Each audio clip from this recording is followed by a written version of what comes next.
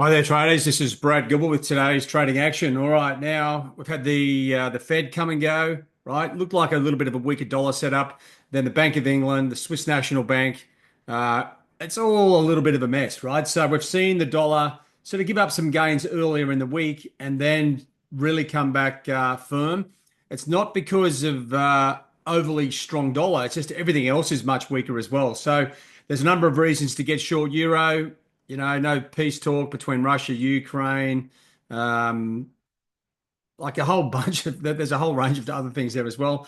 Obviously, the Turkish situation, putting pressure on the European emerging markets and that sort of stuff. Sterling sort of had a good crack at the top side. Looks like it's fatigued. Aussie weak employment numbers probably starts to put a bit of pressure on the RBA. We just need to get some more data, some more weak data. The Kiwi, tell you what, good GDP numbers, setting up about 5 points, and it is just following its big brothers, big cousins, right? Euro, sterling, Aussie, and that's where we are. Like the dollar is still breaking down there. I still like the idea of the safe havens, dollar yen and dollar Swiss. But at the moment, that sort of strong dollar euphoria is sort of running through the market. Okay, so now if I just bring you back to where are we? The main. Let's come back to the live trade hub, right? Just give you a look at what I can see sort of going on at this point, and we want to sort of see if there's any flow through here, right? Now, U.S. Treasury yields have really stalled. Okay, just drifting sideways. They're out of the game. If anything, and that's that. Like the futures market is going up a little bit. That's going to take potentially a risk on profile. And that's sort of what I'm not, well, I don't mind that actually happening as long as it sort of is a clean move to the top side. And what I mean by that is I can see at the moment, well, there is potential. This is sort of just swung around a little bit, right? There could be a risk on profile, which would not ideally suit what I'm looking for. Now, let me just explain that.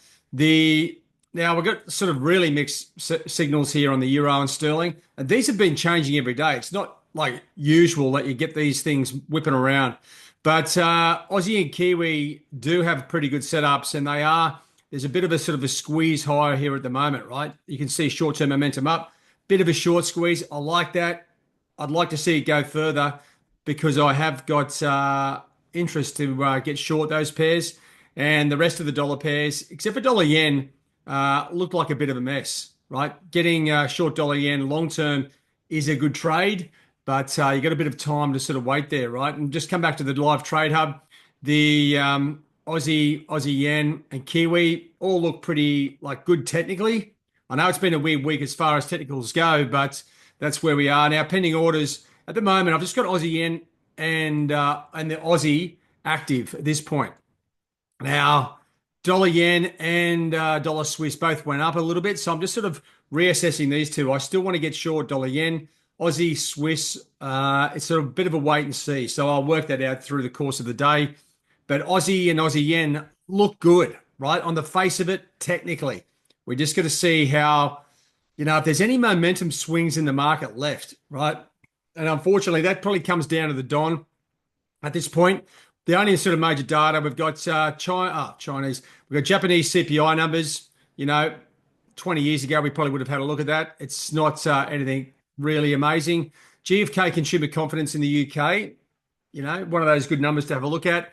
And Canadian retail sales figures is pretty much all she wrote.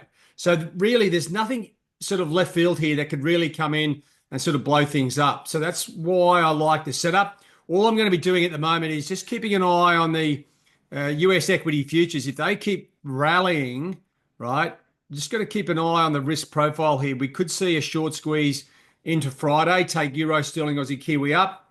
There's no real reason to do it. I don't think the market's had long enough to get short these pairs at the moment, but we'll see how they play out as we go forward.